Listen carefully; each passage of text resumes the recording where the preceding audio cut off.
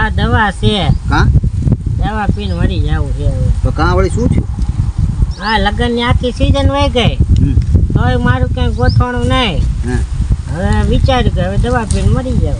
અરે ભલામણ છો પણ આવું હોય તારા મામા બેટા તારે આવું કરે તને શરમ નથી થતી તરી તને યાર ભલામણ શું હે મૂક આ સાઈડમાં મૂક આમ જો તારા મામા છે ને અદ્દા પાણીથી જઈને જ હાલ્યા આવે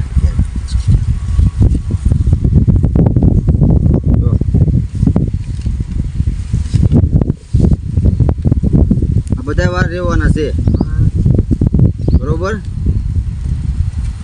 બધા હું કીધું આ બધા વાર નકોડા રહેવાના છે આ સિટી અને પછી જો ઘરવાળી તને મળે કાચના પૂતળા જેવી ઘરવાળી તને મળવાની છે.